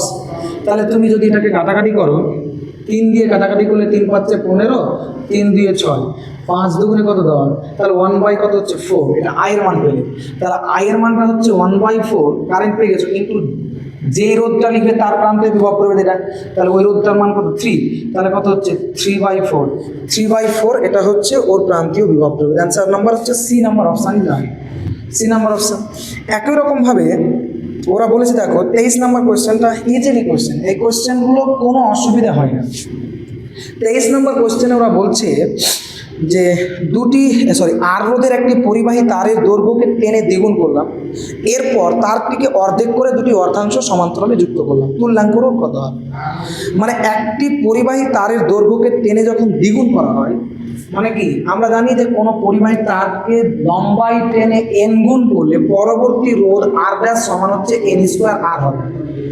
ওরা বলেছে এন গুণ করলে, এন এর মান কত বলেছে, লম্বাই টেনে দ্বিগুণ করলাম, তাহলে পরবর্তী রোধটা কত হচ্ছে, আর ড্যাশ ইকুয়ালস টু এন এর জায়গায় 2 এর স্কোয়ার ইন্টু আর হবে। এই আরটা হচ্ছে প্রাথমিক রেজিস্ট্যান্স, প্রাথমিক রেজিস্ট্যান্স কত আছে, আরই আছে, তাহলে 2 এর স্কোয়ার মানে কত, 4।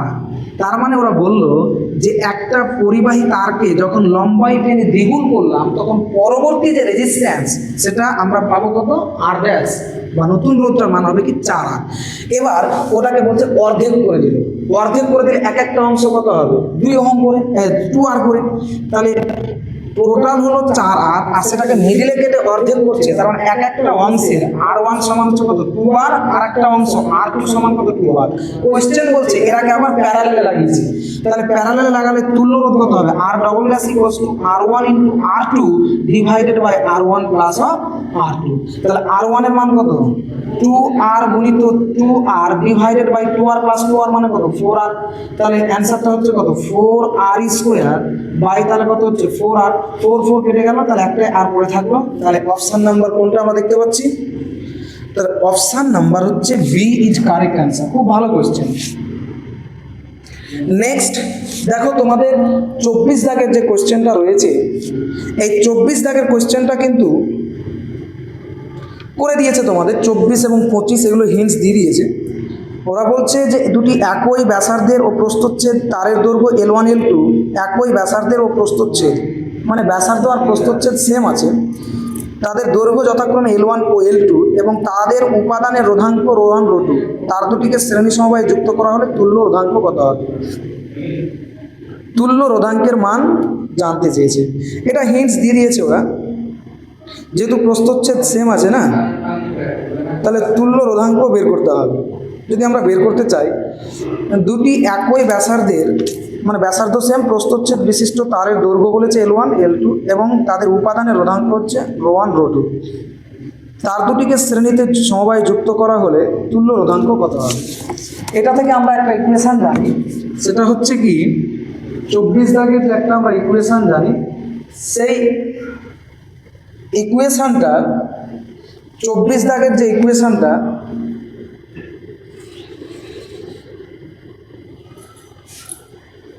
সেই ইকুয়েশনের ক্ষেত্রে 24 দাগে আমরা যেটা জানি সেটা হচ্ছে R equals to rho into L by A. এবার ওরা এখানে বলেছে যে যখন দৈর্ঘ্য L1 তখন উপাদানের রোধাঙ্ক হচ্ছে কত, ρ1 ρ2, শ্রেণী সমবায়ে যুক্ত করলে তুল্য রোধাঙ্কটা কত হবে সেটা আমাকে বার করতে হবে। সেটা যদি আমি বার করি, তুল্য রোধাঙ্ক শ্রেণী সমবায়ে যুক্ত করেছি এবং তুল্য রোধাঙ্কের মান আমাকে বার করতে হবে। তাহলে এখান থেকে যখন ওরা বলছে প্রথম ক্ষেত্রে, ফার্স্ট ক্ষেত্রে আমি করতে পারি R1 ইকুয়ালস টু, ভালো করে দেখো, তাহলে ρ1 L1 ডিভাইডেড বাই এটা সেম থাকছে। দ্বিতীয় ক্ষেত্রে তাহলে কত হচ্ছে, R2 equals two ρ2 L2 divided by তাহলে কত হচ্ছে, এদের দুজনকে সিরিজে লাগাচ্ছে, সিরিজে লাগালে তুল্য রোধ কত হবে? তাহলে অতএব সিরিজে লাগালো মানে কি R1 প্লাস R2, তাহলে R ইকুইভ্যালেন্ট সমানই কত হচ্ছে R1 প্লাস R2 সমানই কত হবে? তাহলে R1 প্লাস R2 সমানই তাহলে কত হচ্ছে, R1 এর মানটাকে আমরা বসিয়ে দিচ্ছি, ρ1 L1 divided by A plus ρ2 L2 divided by কত, তাহলে A2। R1 প্লাস R2 সমানই যে ইকুইভ্যালেন্ট সেটার মান কত হবে, রো আসবে এখানে, তাহলে এটাকে আমি ধরছি কত, রো ইকুইভ্যালেন্স ইন্টু উপরে এল আসবে, মানে এটার যে একটা L1 আর এটার যে দুটোকে যদি যুক্ত করে দিই, মানে তুমি মনে করো এরকম একটা দৈর্ঘ্য আর এরকম একটা দৈর্ঘ্য, তারাকে জয়েন্ট করেছে এখানে, তাহলে এর দৈর্ঘ্য হচ্ছে L1, এর দৈর্ঘ্য হচ্ছে L2, এর ক্ষেত্রে রোধাঙ্ক হচ্ছে কত, ρ1, এর ক্ষেত্রে রোধাঙ্ক হচ্ছে ρ2, এরাকে যখন জয়েন্ট করে যখন তুমি তুল্য বার করছো, তার মানে কি যে এদের দৈর্ঘ্য দুটির সমষ্টির সাথে সমান হবে। তাহলে এখানে L বলতে অ্যাকচুয়ালি L1 প্লাস L2 ব্যবহৃত হবে, ডিভাইডেড বাই একই রকমভাবে এখানে তাহলে কত হচ্ছে R into rho into L by A মানে কি প্রস্তুতের ক্ষেত্রে কত সেম, এখানেও যা আছে এখানেও সেম আছে।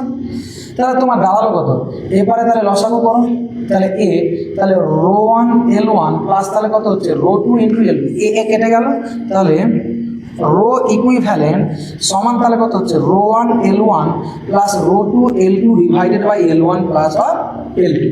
এই হচ্ছে কোশ্চেন। আমাদের কাছে প্রশ্ন হচ্ছে অপশান নাম্বার হচ্ছে B number option is right answer. তাহলে বি নাম্বার অপশানটাই হচ্ছে আমাদের কাছে রাইট। তাহলে আমরা দেখতে পেলাম কিচ্ছুই করিনি, ওরা বলছে এরকম দুটি তার যাদের প্রস্থচ্ছেদ সেম সবই সেম তাদেরকে একসাথে জয়েন্ট করলাম।